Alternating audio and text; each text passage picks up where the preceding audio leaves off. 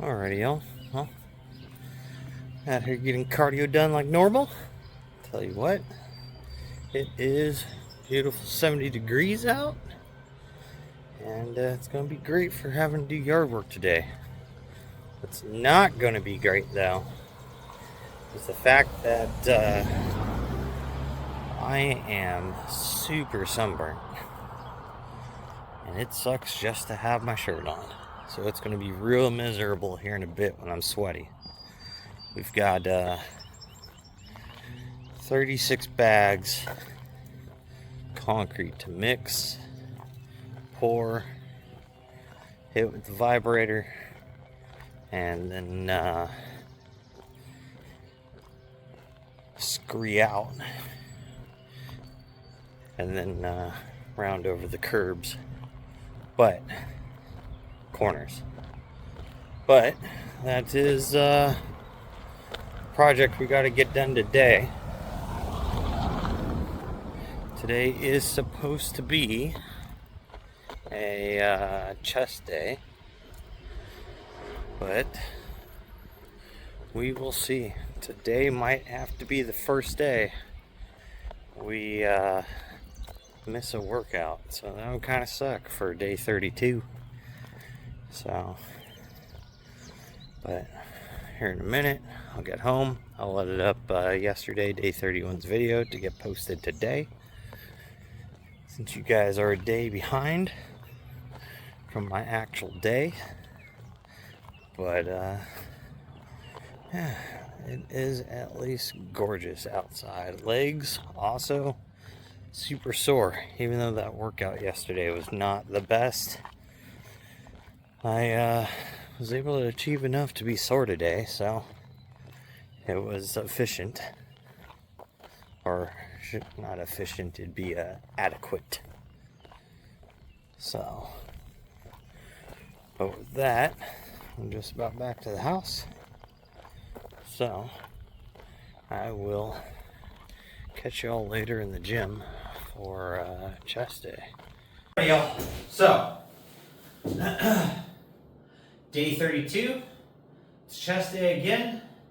So we've got an entire month of hitting our routine here. Feels awesome. Definitely feeling like the next 5 days I'm gonna go ahead and do just a quick deload period. Let my body catch back up on recovery between lifting heavy and in a higher volume than what I was, as well as doing a bunch of yard work, which is for the last week just been basically digging every day, building concrete forms, and then today it was pouring concrete. I'm just beat.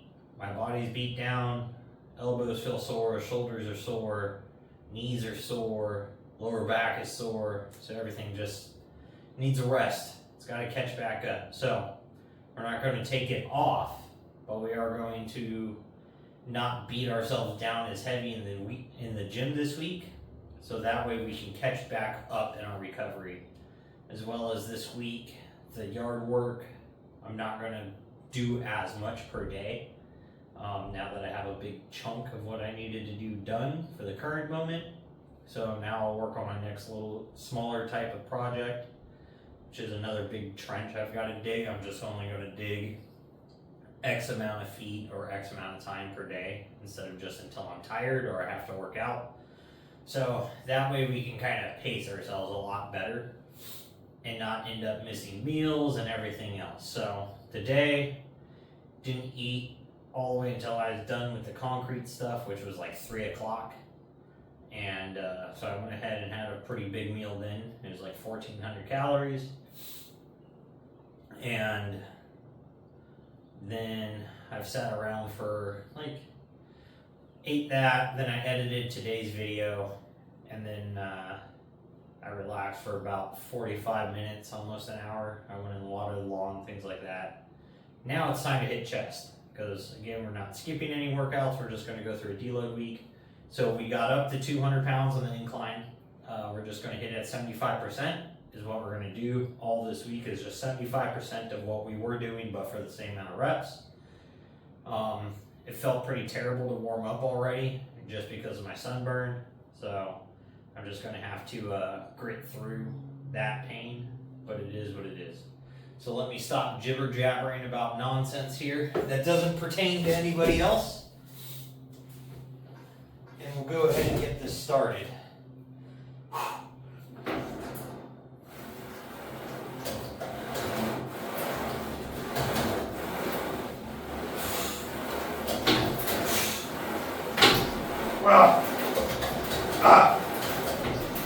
Oh.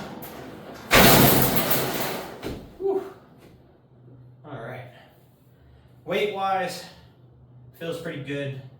It's a little on the lighter side, but I'm able to contract and think about it really well since I'm not working in that upper range of what I can do. So that's good. Already have a little pump coming, starting to come on from that first set, excuse me, man.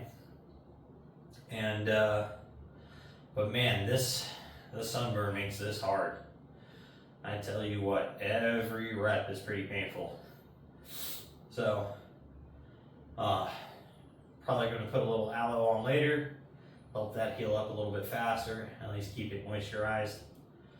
But does anyone have a good sunblock they like to use? I'm talking about like for long hours of exposure out in the sun for fairly skinned person. Like, I'm pretty pasty white at the moment. I tan up really well once I get tan, but I start off like a ghost. So it's really easy for me to burn at the beginning of summer. So anyone have something that works for like the 4 or 5 hour time period that's like 30-ish FPS, I guess? Probably be a good place to be. So drop that in the comments because I would love to try some new sunscreens. But I'm gonna knock out the last couple sets of this and we'll be back. Alright, y'all. So, man, my allergies are kicking my butt today. So finished up incline press. I've got it switched over to flat bench now. We're gonna do 155 pounds here. Last week we did 205 for 5x10 after our incline press at 200. So keeping in the 75% range puts us at 155 to make the math easy. So let's go ahead and hit this.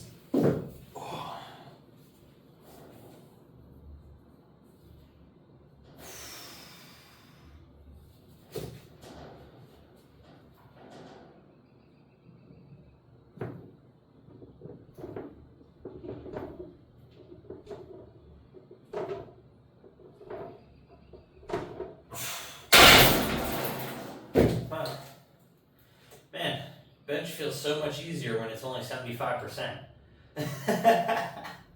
Gotta love those deload periods. So throw those in every so often if you guys aren't doing them. Your body it'll thank you. Promise you that.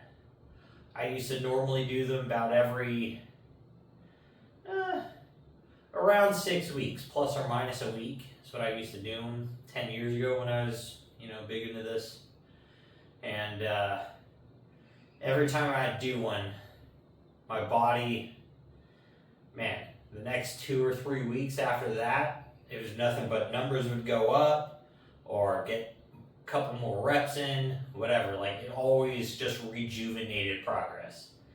So I really think your body just reaches a point under those heavy loads and heavy stress that it's just like, look, I need a break, and if you don't give it to me, I'm just not going to give you any more progress.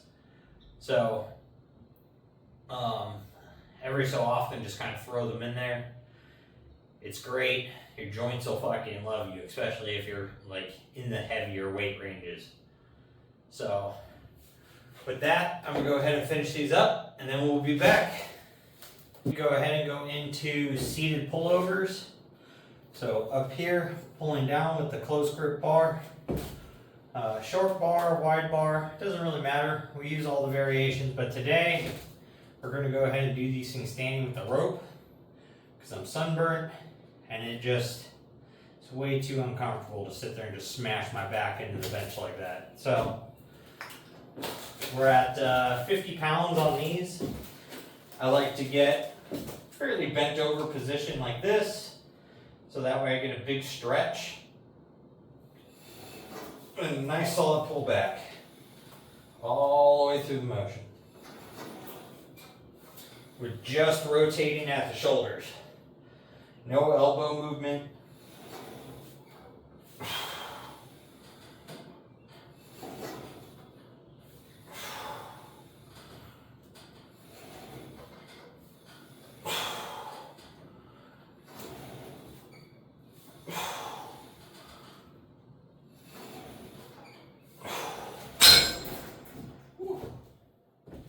Jeez, oh geez. Man. Those are still pretty tough today because they're at full weight. Those aren't down to 75%. It's just kind of accessory movement. That one's never really pushed to that heavy weight numbers because again, we're trying to focus a very specific portion of that movement, mostly down here in the lockout, where we're getting that some lower pec engagement, but we're also getting the full lat engagement all the way through that. Because like I said, to me, the more you can train your lats with your chest and then again on back day, so they've had a little bit of time to rest, throwing this one exercise in to kind of target them is always going to help your bench press grow. So bigger lats equals a bigger bench. It always does. So there's a lot of power that's driven through your back and your legs. Bigger legs equals normally stronger upper body too. But I'm gonna go ahead and get those finished up, then we'll be back. Alrighty y'all, so we're on to flies. Normally we do seated across the chest press, but sitting in the bench, trying to hold myself, all that stuff with my back, nah, I'm not feeling it. There's no reason to force myself through that. So we're gonna go ahead and move on to cable flies, but instead of only doing inclines, we're also gonna do decline flies today to make up for not doing that across the chest press. So we're still gonna get about the same amount of sets in and probably about the same chest activation and so on. So this is just 20 pounds on here for normal decline flies, nothing special. We're just shooting for 20 reps. It'll be pretty easy. We're just looking for nice, slow, consistent reps. Trying to take it easy on everything, especially with the elbow and the bicep being sore and tender.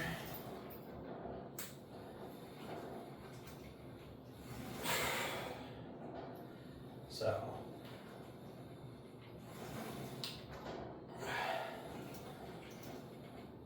you always got to be assessing what your body feels and what it can and can't do, especially when you're changing your normal schedules around or you're adding in more activity or yard work or whatever.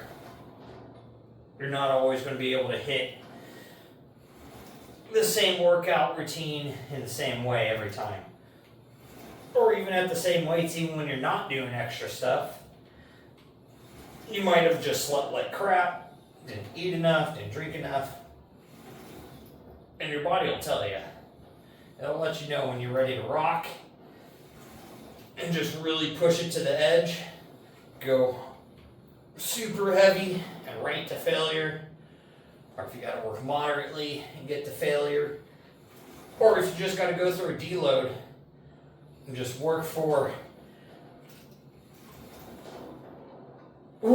getting that big squeeze in, just working for just to get an okay pump.